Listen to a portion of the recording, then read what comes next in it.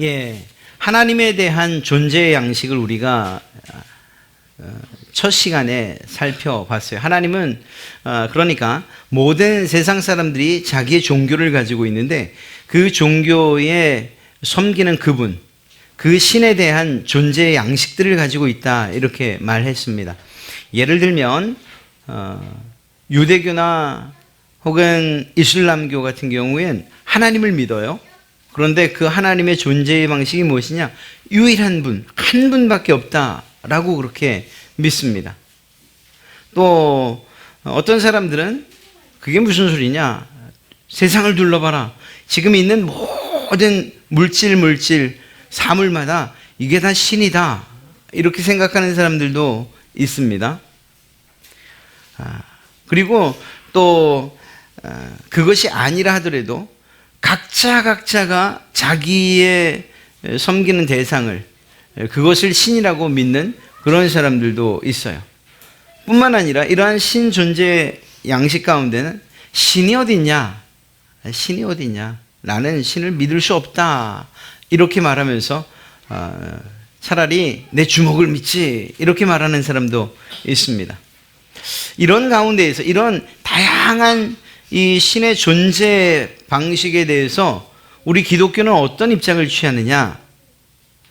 유사한 그러한 관점이 바로 유대교나 이슬람교라고 말씀드렸어요. 우리도 하나님을 참된 신으로 섬겨요. 그러나 그들은 오직 하나님 한 분만, 그분만이 신이다 라고 이야기를 하기 때문에 우리가 믿는 성자 하나님 되신 예수님, 성령 하나님이신 성령님, 이 둘에 대해서는 신으로 취급하지 않습니다. 하나님으로 취급하지 않아요. 여기에서 이제 완전히 다른 길을 걷게 됩니다. 예수님 당시에 유대인들은 하나님의 유일성을 강조했어요. 한 분 하나님이시다, 이 사실에 대해서 말이죠. 그런데 이런 강조가 교회 안에도 침투하게 됩니다. 그래서 어떤 생각들을 가지느냐? 하나님의 신성 안에 인격적으로, 위격으로 구분되어 있다는 사실들을 이해하지 못하는 거예요. 아예 무시하는 거예요.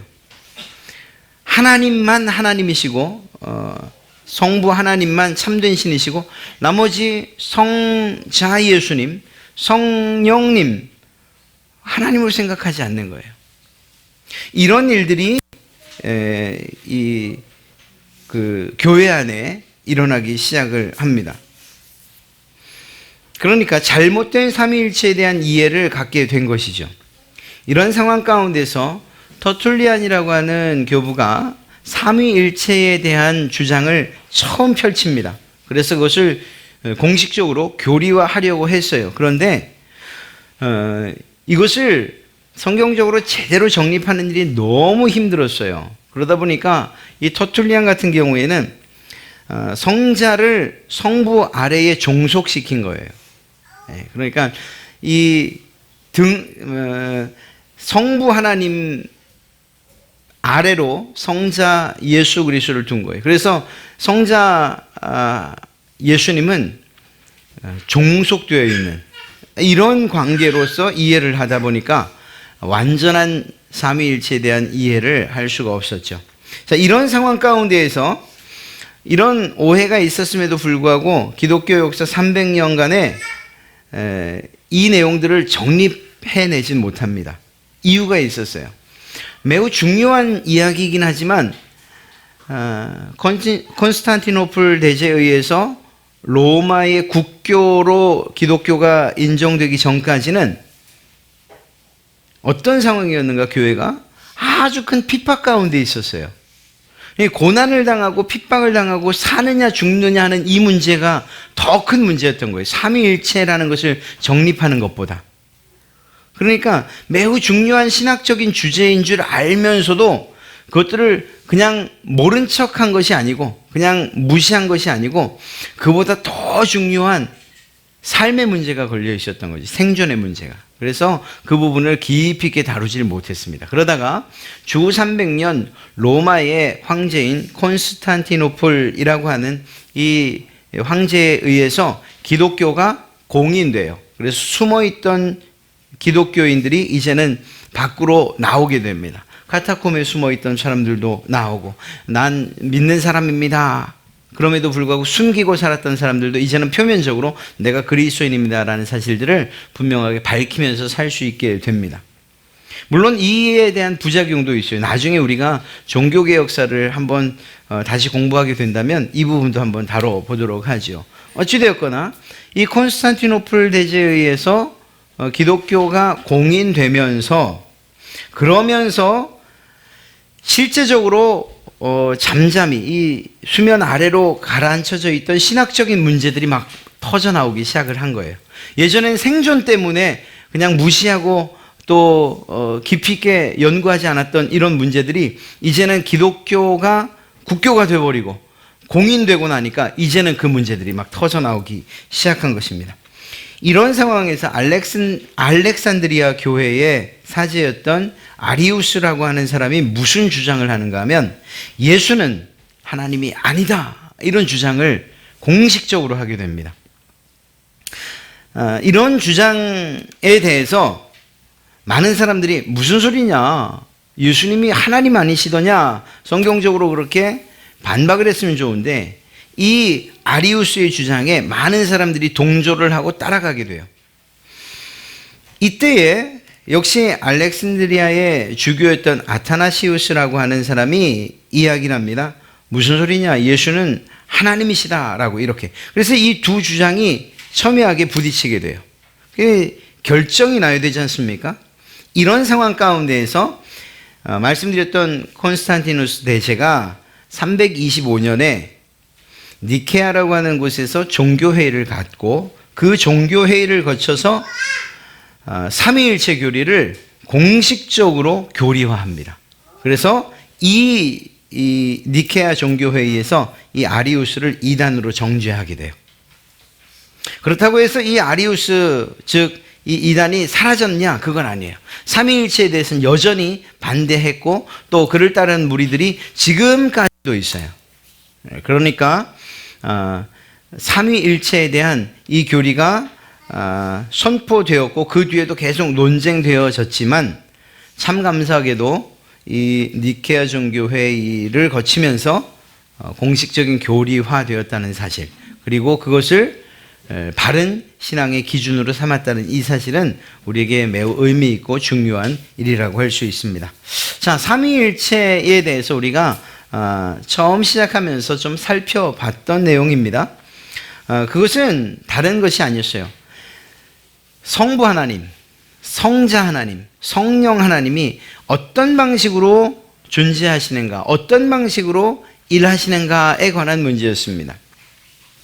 사실 이 문제를 이야기하면서 우리의 인간의 이해는 정말 너무 부정적이에요. 이거 어떻게 믿을 수 있는가? 왜냐하면 그 존재의 양식들이 이해가 되지 않기 때문입니다. 자, 이 삼위 성부, 성자, 성령에 대한 세 가지의 고백을 우리는 해야 되는데, 첫째는 무엇인가 하면 하나님은 영원히 서로 구별되시는 분이다. 그래서 성부 하나님이 따로, 성자 하나님이 따로, 성령 하나님이 따로 존재하신다는 사실을 우리는 믿습니다. 이것만이라고 하면 아무런 문제가 되지 않아요? 그런데 이러한 첫 번째 고백과 이어져서 두 번째 우리의 고백은 무엇인가 하면 성부 하나님과 성자 하나님, 성령 하나님이 각각 완전한 하나님이시라. 이것도 우리는 믿을 수 있어요. 예, 각각 다른 하나님이시다. 이렇게 말하면 이해하거나 믿기가 쉬워요. 셋으로 존재하시고 세 분이 각각 완전한 하나님이다. 믿을 수 있어요. 그런데 이 다음이 문제입니다. 세 번째 고백이 무엇인가 하면 성부, 성자, 성령 세 분이 가지고 계시는 신성이 하나라는 거예요. 그러니까 한 일체, 하나이시고 셋으로 존재하시는 이 양식을 도저히 이해하기가 힘든 겁니다. 사실 이것은 제가 여러분에게 지금 말씀드리고 있지만 이것이 어떤 방식으로 존재하는가에 대한 그러한 이해를 완전히 드릴 수는 없어요. 그래서 기도했던 것처럼 사실 이 부분에 있어서는 우리의 믿음이 정말 이 부분을 정말 성령 하나님께서 믿게 해주시는 이러한 도우심이 있어야 가능한 그러한 성경적인 진리라는 것을 알 수가 있습니다. 종합을 해서 정리를 한다면 성부, 성자, 성령은 서로 구별되는 세 분으로 계시지만 본질과 신성 또 본성에 있어서 또 능력과 영광에 있어서는 한 분이시다라는 이 사실입니다. 그래서 한 분 하나님이시지만 세 분으로 존재하시는, 세 위격으로 존재하시는. 요한복음 10장 30절에서 나와 아버지는 하나다라고 말씀하신 것 있습니다. 이것은 숫자적으로 우리가 수의 개념으로서의 하나다라는 그런 의미가 아니고요. 앞서 말씀드린 것처럼 본질이나 본성 혹은 능력이나 영광에 있어서 한 분이시다라는 이러한 의미로 우린 이해를 해야 되죠. 첫째는 우리가 성경 안에서 삼위일체에 대한 단어, 삼위일체라는 단어를 찾을 수 있느냐? 없어요. 실제적으로 삼위일체라는 단어를 찾을 수 없는데 왜 그것을 주장하느냐라고 말하는 이단들이 있어요. 잠시 후에 살펴볼 겁니다. 그러나 삼위일체라는 이러한 단어는 없으나 그러나 하나님께서 예수님께서 성령님께서 함께 일하시는 한 분이라는 사실들을 드러내는 성경의 그러한 내용들, 성경이 증명하는 그러한 내용들은 신구약 안에 굉장히 많이 담겨 있는 것을 보게 됩니다. 그 가운데에서 그냥 몇 가지만 추려 본다면 그렇습니다. 구약에서 삼위일체를 증거해주고 있는 구절들이 있다면 어떤 것일까? 창세기 1장 26절입니다. 하나님이 이르시되 우리의 형상을 따라 우리의 모양대로 우리가 사람을 만들고, 바로 이 우리라는 부분입니다. 하나님 한 분이라면 내가 라고 말해야 되는 이 부분에서 우리가 라고 말씀하시죠. 물론 여기에서 우리가가 명확하게 성부, 성자, 성령님을 이야기한다고는 말하고 있지 않습니다. 그러나 다른 성경에서 그것들을 뒷받침하며 증명해주고 있는 것을 보게 됩니다. 즉, 한 분이 아니라는 사실을 우리는 먼저 알 수가 있는 거예요. 그래서 우리가, 즉 성부, 성자, 성령, 하나님, 이 세 분의 하나님이 창조에 이 놀라운 역사를 함께 이루셨다는 사실을 알 수 있는 거죠.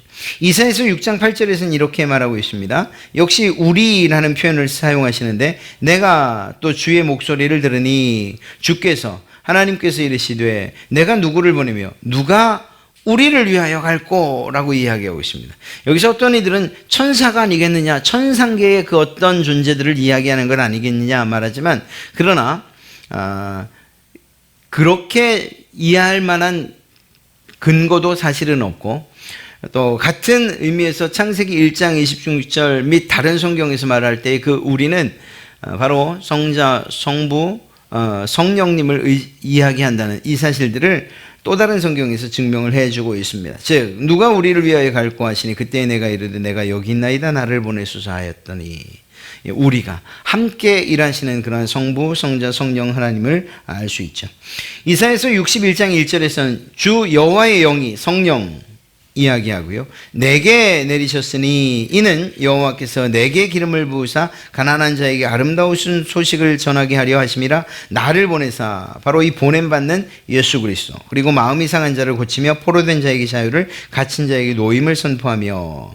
여기서 주 여호와 하나님께서 영을 부어주시고 누구에게? 나에게, 성령 하나님에게.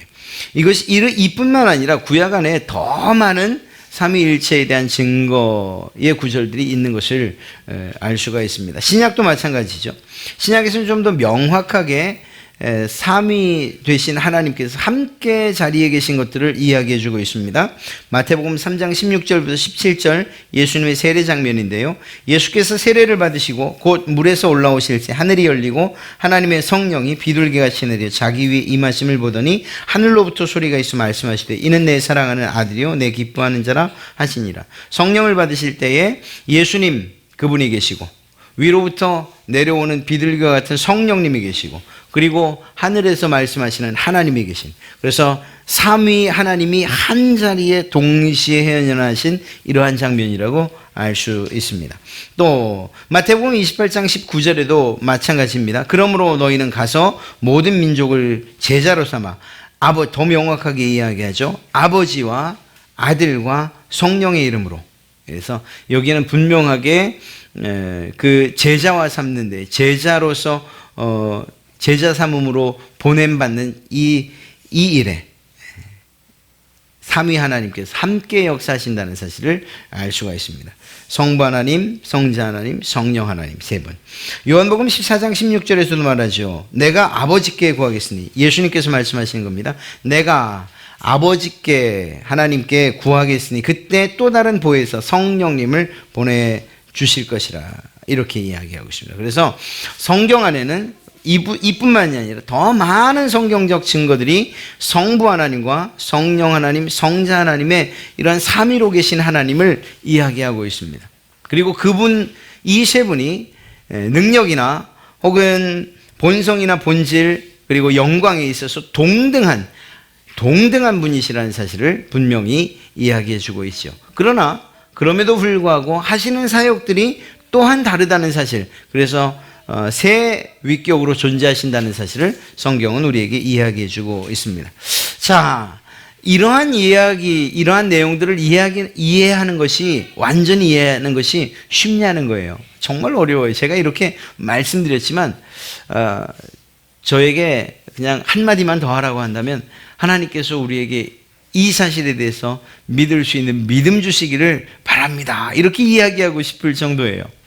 제가 학문적으로나 혹은 또 많은 학자들의 이야기, 그것을 가지고서 여러분들에게 아무리 이야기한다 하더라도 결국 중요한 것은 하나님의 말씀을 이해하는 것, 단지 머리로 깨닫는 것보다 믿음으로 받아들이는 것이 더 확실하기 때문이고, 또한 더 나아가서 신앙인의 올바른 자세이기 때문인 것이죠. 그렇다고 한다면 이제는 우리가 살펴봐야 될 것이 있어요. 그것이 무엇인가 하면 삼위일체에 대한 오해가 있고 그 오해들로 인한 이단들이 생겼다는 것이에요. 사실은 어쩌면 이 삼위일체를 공부하는 이유, 또 그것에 대해서 좀 막연하고 또 잘 이해되지 않지만 믿어야 되는 이유가 무엇인가, 그리고 이것을 우리의 마음 가운데 분명한 기준으로 삼아야 되는 이유가 무엇인가, 실제적인 우리의 신앙에 유익과 도움이 되기 때문입니다. 이 삼위일체에 대한 잘못된 오해들이 결국 이단들을 만들어냈기 때문이에요. 그 부분에 대해서 좀 살펴보도록 하겠습니다. 먼저 삼위일체 신앙 고백 중에 하나라도 부인할 경우인 이단입니다. 세 가지의 고백이 무엇이었습니까? 하나님은 영원히 서로 구별되는 성부, 성자, 성령 세 분으로 존재하신다는 것. 성부, 성자, 성령 세 분은 각각 완전한 하나님이시라는 것. 마지막으로 성부, 성자, 성령 세 분이 가지고 계시는 신성은 오직 하나, 즉 한 일체로서 존재하신다는 것. 이 사실을 믿는 것이죠. 이것에서 하나라도 부인하면 이단이라고 일컫습니다. 이 세 가지뿐만 아니라 아주 드러내놓고 이야기하는 이단들도 있어요. 예를 들면 통일교가 그렇고 조이성이 그렇고 영생교 혹은 지금 이만희도 그렇고요. 이런 경우에는 아예 또 하나님의 증인도 마찬가지고, 우리가 분명하게 그들은 이단이라고 말할 수 있는 이유가 뭐죠? 자신들의 교주가 뭐라고 이야기합니까? 내가 하나님이다. 혹은 내 아내가 하늘 어머니다. 이렇게 말하는 안상홍. 혹은 예수 그리스도는 실패했고 그래서 내가 재림 예수다 라고 말하는, 아주 노골적으로 그렇게 말하고 있기 때문에 우리는 그들의 교리를 굳이 연구하지 않아도 우리는 그들이 이단이라는 사실을 알 수 있어요. 왜냐하면 예수 그리스도 외에 어떤 인간도 내가 하나님이다 혹은 내가 구세주다라고 말할 수 있는 그러한 존재는 없기 때문입니다. 통일교 그렇게 주장했던 문수명도 결국 죽었고, 마찬가지로 또 다른 교주들도 역시 죽어갈 것입니다. 자기의 묘비명을 재림 예수의 묘라고 아무리 그렇게 묘비를 세워놔도 성경은 분명하게 이야기하고 있어요. 그가 이단이라고 분명히 이야기하고 있어요. 중요한 것입니다. 물론 이런 일들은 있어요. 그들이 말하는 자기들, 이 교주들이, 이단에서 말하는 교주들이 내가 하나님이라는 사실을 먼저 말하진 않아요. 예를 들면 내가 믿는 이만희 씨가, 그분이 구세주입니다. 그리고 그분이 정말 재림 예수입니다. 백마탄자입니다. 라고 처음부터 우리에게 말하지 않아요. 이게 문제인 거예요. 이렇게 말하면 우리가 단호하게 뭔 말도 안 되는 이러고 나올 거예요. 그런데 그 과정을 너무나도 비밀하게, 그리고 정말 귀가 솔깃할 만한 그러한 성경의 해석 방식을 통해서 점차 빠져들어가게 한다는 문제가 있긴 합니다. 그러나 우리가 그런 자리에 놓이면 안 되지만, 그럼에도 불구하고 설령 그런 자리에 혹시라도 우리가 가게 된다면 어떤 이야기들 가운데서라도 우리 교주가 백마탄 구세주요 또 재림주다라는 이야기를 듣는다면 거기서 번쩍 깨야 되는 거예요.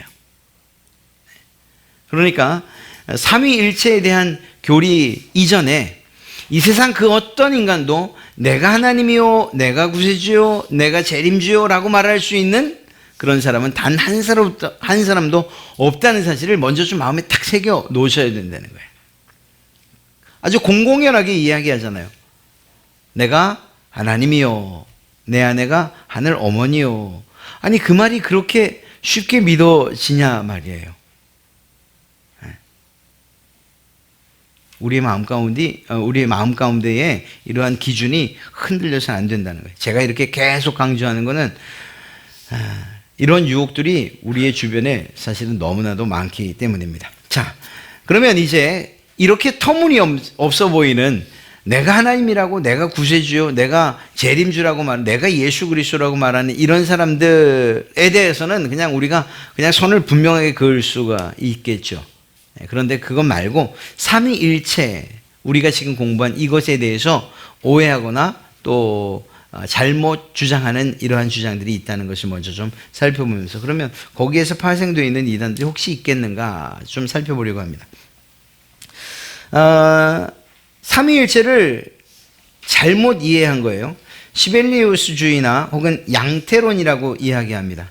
그러니까 구별된 것에 대해서는 부인해요. 그냥 한 분이라는 사실만은 강조하는 거예요. 아까 처음 말씀드렸던 아리우스나 이렇게 말입니다. 한 분이란 건 인정하겠어요. 그러나 구별되어 있다는 것, 이것은 인정하지 못하는 겁니다. 하나님은 영원히 서로 구별되는 성부, 성자, 성령 세 분으로 존재하신다는 것을 부인하는 것입니다. 삼위, 위격으로 존재하신다는 이것을 부인하는 거죠. 그러다 보니까 성경에 예수 그리스도와 성경에 나타난 성령님을 어떻게 이해하느냐? 이렇게 이해를 합니다. 한 분 하나님이 세 가지의 다른 모습으로 나타나서 일하신다는 거예요. 예를 들면 모노드라마처럼 한 사람이 이 역할도 하고 이 역할도 하고 이 역할도 한다는 거예요.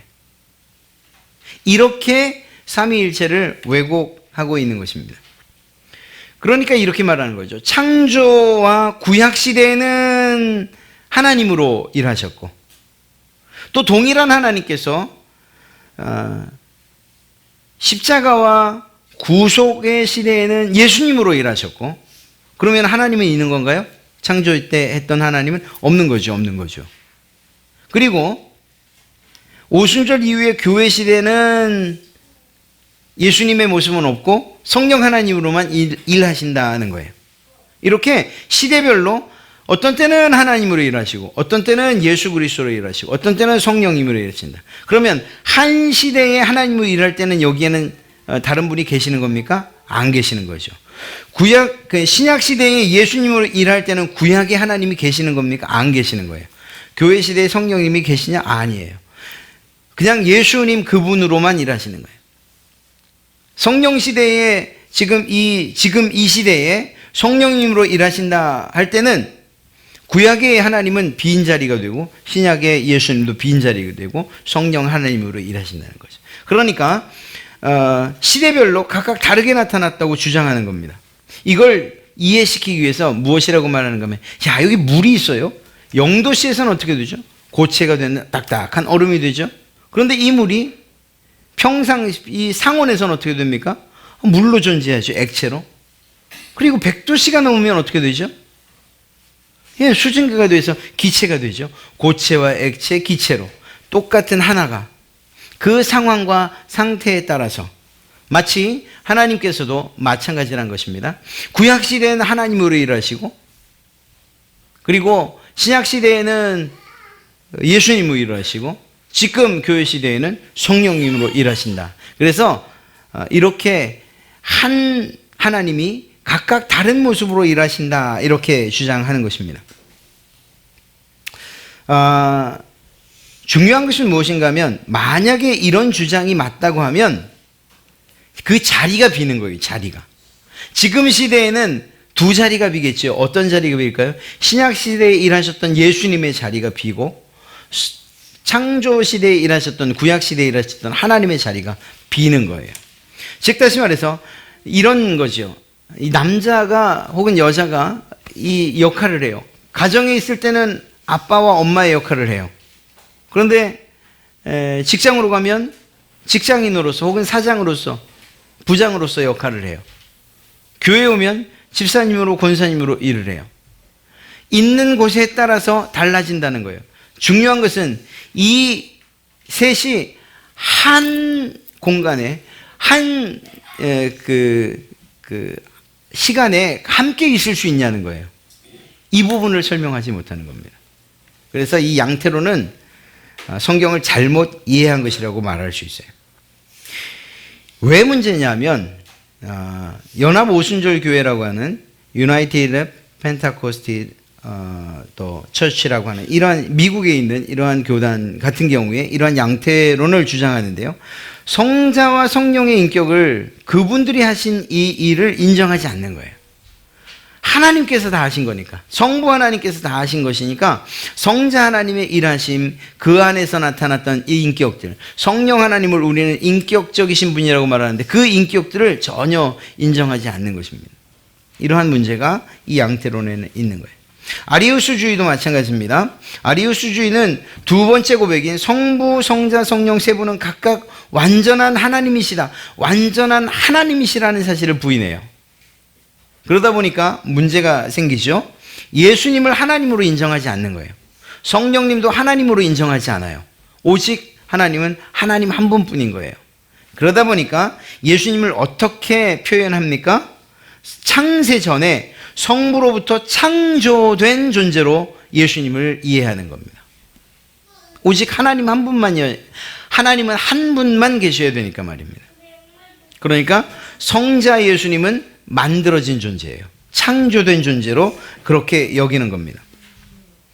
대신에 다른 피조물보다는 월등한 그러한 존재로 창조되었다, 이렇게 믿습니다. 그래서 동일한 본질, 하나님과 예수님이 동일한 본질이라고 말하지 않아요. 그냥 유사한, 비슷한 그러한 존재이다. 그러나 하나님은 아니다, 이렇게 주장을 하죠. 실제로 이 시대에 어떤 사람들이, 어떤 이단이 이것을 주장하는가 하면 여호와 증인들, 왜 이렇게 워치타워라고 하는 이런 책 들고 다니는 사람들 있죠. 예, 그 사람들은 신세계역 성경이라는 다른 성경을 가지고 자신들의 경전을 삼는데, 바로 이 사람들은 예수님을 피조물로 여깁니다. 구속사역을 맡기셨을 따름이에요. 하나님은 아니에요. 이렇게. 신옥주 같은 경우에 이 은혜로 교회 신옥주도 이런 이야기를 합니다. 자기들의 그 교단의 정체성을 발표하는 15년인가 있었던 그 선언문에서 이렇게 말해요. 예수 그리스도는 육체로 오신 하나님의 독생자로서 피조물이며, 이렇게 이야기했어요. 만약에 여러분들이 이 자리에 있었다면 이 이야기를 딱 할 때 우리의 정신이 번쩍 들어야 되는 거죠. 예수님이 피조물이라고? 아닙니다. 예수님은 하나님이셔요. 성령님도 역시 하나님이셔요. 성령님을 어떤 비인격적인 활동력이라고 그냥 이런 어떤 기운 정도로 취급하는 일들이 있어서는 안 되는 거예요. 성령님은 하나님이셔요. 자, 이런 생각들, 이런 이 기준을 우리 마음속에 딱 가지고 있어야 되는 거예요. 가지고 있어야 돼요. 그래서 누군가가 예수님 정말 위대한 분이 맞지? 위대한 인물이시지. 그래도 하나님은 아니야. 라고 한다면 우리는 그 자리에서 일어나야 되는 거예요. 그냥 일어나서 그들과 선을 분명히 그어야 돼요. 성령님, 정말 놀라운 역사지. 하늘에 떠도는 우주의 기운, 그 성령님 아니신가? 왜 하나님은 아니지? 그런 다음에 일어나야 되는 거예요. 그러니까 이러한 분명한 기준을 우리의 마음 가운데 새기고 있어야 된다는 것입니다. 또 다른 주장이 뭐가 있냐면 삼신론이에요. 이건 세 번째 고백인 성부, 성자, 성령 세 분이 가지고 계시는 신성이 오직 하나다라는 이걸 부인하는 겁니다. 일체성을 부인해요. 그러니까 각각 독립적인 신이에요. 예를 들면 하늘의 신, 바다의 신, 땅의 신, 서로 다른 존재다라고 믿는 것이죠. 네, 이러한 주장들이 있어요. 신적 본질이 다른 세 신으로 하나라는 이러한 부분을 인정하지 않는 것이죠. 그러니까 신성도 셋이고 위격도 셋이고 각기 다른 신이라고 주장하는 거예요. 그러나 셋이셔서 이 세 신이 어떠한 구속의 일이라든가 이런 것들을 이룰 따름이다 이렇게 이야기를 합니다. 이 셋 다 틀립니다. 양태론도 그렇고 아리우스주의도 마찬가지고 또 삼신론도 마찬가지예요. 이러한 것들을 우리의 마음속에 잘 새기고 있어야 될 것 같습니다. 그러면 삼위일체가 뭐가 중요하고 그것을 아는 게 어떤 유익이 있느냐? 이제 말씀드렸던 걸 좀 정리하는 이야기인데요. 믿음이 아니고선 사실 삼위일체에 대한 이해에 우리가 한계가 있어요. 이거 솔직히 인정해야 됩니다. 그러나 그럼에도 불구하고 우리의 신앙이 옳고 그른 것 혹은 더 나아가서 우리의 주변에 참 많은 이단들을 판별하는 기준이 된다는 사실을 꼭 기억해야 돼요. 물론 이단이라고 우리가 규정 지을 때에 단지 이 삼위일체만 가지고 이야기하진 않아요. 구원론이나 또 교회론이나 종말론이나 이러한 성경에서 말하고 있는 이러한 중요한 교리들을 부인하고 부정하는 모두를 이단이라고 해요. 그런데 이 부분, 오늘 우리가 신론을 공부하고 있으니까 적어도 이 부분에 있어서는 마음에 좀 딱 새겨놔야 되는 거예요. 하나님 한 분이신 그러나 세 위격으로 계신 성부 역시 하나님, 성자도 하나님, 성령도 하나님. 그러나 모든 부분에 있어서 본질과 본성, 능력과 영광에 있어서는 한 분이신 하나님. 이 사실들을 우리의 머리와 마음에 깊이 새겨야 될 것입니다. 자, 예수님이 하나님이라는 사실을 꼭 기억하십시오. 누군가가 예수님은 하나님 아니다, 참 위대한 분 가운데 하나다라고 말한다면 우리는 그 사상에 대해서 철저히 배격해야 돼요. 마찬가지로 성령님이 하나님이라는 사실을 우리는 이 삼위일체를 통해서 분명히 배우게 되는 것입니다. 창조와 구속에 있어서 이 세 분이 협동 사역을 하셨다는 사실들을 우리는 또 기억해야 됩니다. 창조하실 때 누가 말하는 것처럼 창조는 오직 하나님만의 일이라고 말할 수 없어요. 네, 그렇지 않습니다. 창조의 역사에, 창조의 그 놀라운 사건에 하나님도 예수 그리스도도 성령님도 함께 이 창조에 동참하셨다는 것. 무엇보다 우리의 구원 사역에 있어서 이 세 분이 각기 다른 역할들을 하시면서 우리에게 구원을 베풀어 주셨다는 사실을 알 수가 있습니다. 우리가 죄질 인간들이라는 것을 아신 하나님께서 우리를 만드시기 이전에 구원에 대한 계획을 세우셨어요. 우리 인간의 머리로는 도저히 이해할 수 없는, 그리고 상상해낼 수 없는, 계획해낼 수 없는 바로 그 일을 계획하셨어요. 그것이 무엇인가요? 당신의 아들 예수 그리스도를 이 땅에 태어나게 하시고 인간으로 하여금 인간의 모습으로 살게 하시다 인간들에게 고난을 당하게 하시고 그들의 손에 죽게 하시는, 그리고 그분을 믿는 것을 통해서 구원을 얻게 하신 이런 계획을 세우셨어요.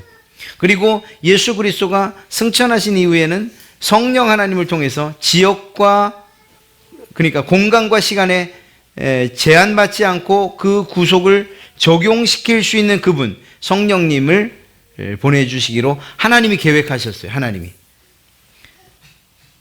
이 하나님의 계획, 이 구속 계획을 예수님은 신실하게 이행하셨어요. 구속을 성취하신 분이 바로 예수님이신 거예요. 어떻게 해요? 태어나시고 인간으로 사시고 그 인간들에게 배반당하시고 고통당하시고 고난당하시고 십자가에 죽으시고 부활하시는 것을 통해서 이 구속을 이루셨어요. 이걸 하나님이 하신 게 아니에요. 예수님이 하신 거예요. 이건 예수님의 사역이었어요. 구속을 계획하신 건 하나님이었어요. 구속을 이루신 분은 예수님이에요. 문제는 뭔가 하면 예수님께서 그 일을 언제 하셨습니까? 2000년 전에 하셨어요. 시간과 공간에 있어서 예수님과 함께 있을 수 있는 일은 더 이상 없어요. 2000년 전에 끝났어요. 그러면 예수님께서 이루신 그 구속의 사건을 시간이 지나고 공간이 다른 우리들이 어떻게 적용받을 수 있냐고요. 우리가 그 사실들을, 그 구원을 어떻게 나의 것으로 할 수 있냐고요. 여기에서 놀랍게도 시간과 공간의 제약을 받지 아니하시는 성령님의 역사를 통해서 여러분 각자의 적용시켜 주셨던 거예요. 그러니 성령님이 없이는, 그분의 이 구속의 적용시킴이 없이는 우리는 구원을 받을 수 없어요. 우리가 믿는 그분, 우리의 구원을 위해서 정말 그 놀라운 그 일을 하신 그분, 십자가에 죽으시고 다시 살아나신 그분 예수 그리스도, 날 위해서 죽으신 예수님이라고 우리가 고백하고 그분을 믿는 건 맞습니다. 그러나 그 믿음을 우리에게 적용시켜 주시는 분은 바로 성령 하나님이에요. 그래서 하나님과 예수님과 성령님이 없이는 이 세 분 가운데 한 분도 없었다면 우리는 제대로 된, 그리고 완전한 구원에 이르를 수 없다는 사실을 우리는 알 수가 있습니다. 그래서 바로 이렇듯이 성부 하나님과 성자 예수님과 성령 하나님께서 이루신 이 구원, 우리에게 구원을 이루신 이 일 역시 서로 다른, 그러나 한 분이신 하나님께서 우리에게 이루어 주신 일이라는 사실을 우리가 알게 되는 거죠. 또 한 가지는 이 삼위일체라는 이 하나님의 존재의 방식을 통해서 우리 그리스도인들, 여러분들이 어떻게 세상 가운데 살아야 되는가를 잘 알려주고 있어요. 이것은 바로 다양성과 통일성이에요. 믿음 안에서 하나 되어야 돼요. 그러나 이 하나됨이 서로 다르게 만들어진 다양함을 파괴해서는 안 돼요. 아주 교회나 가정에서 중요한 사건이에요. 가정에서 여러분들의 자녀들 3명이든 2명이든 그들이 똑같던가요? 전혀 그렇지 않아요. 다 달라요.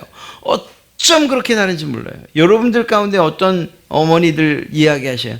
내 속으로 났지만 어쩜 저렇게 다른지 몰라요. 예, 그게 맞아요. 하나님께서 그렇게 만드셨어요. 다양하게 만드신 거예요.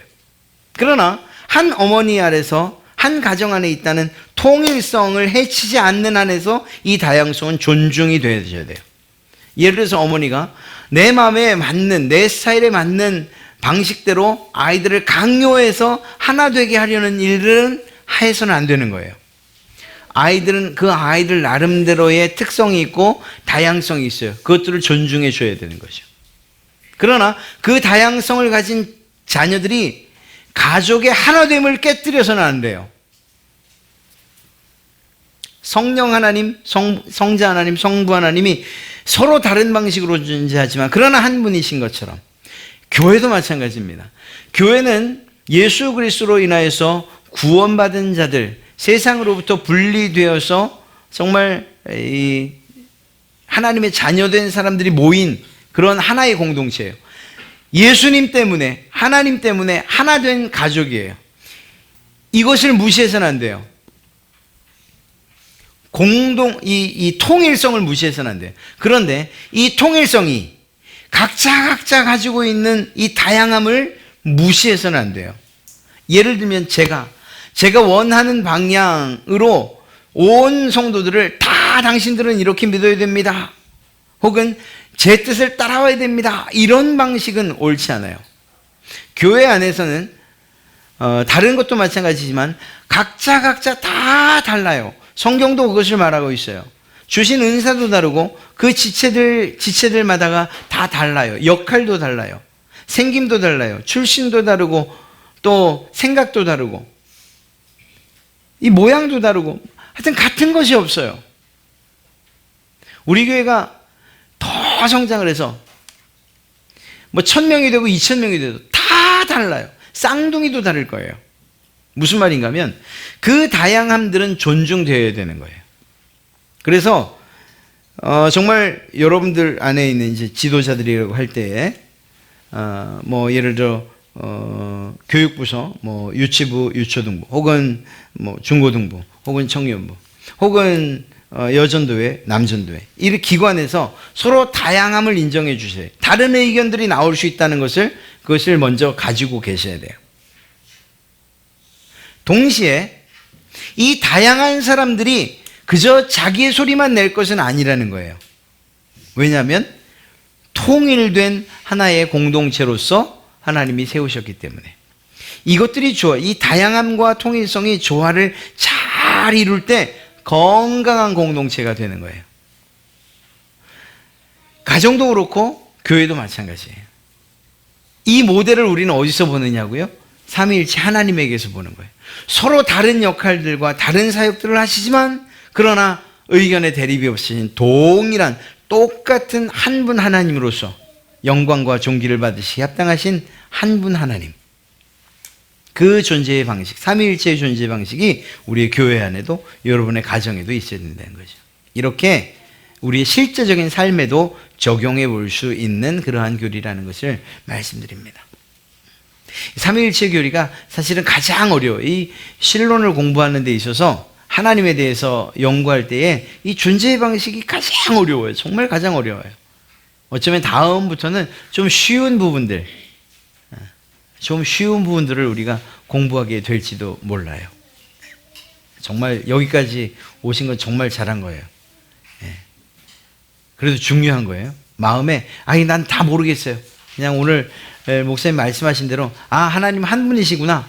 그런데 세 분이시구나. 그래서 삼위고 일체구나.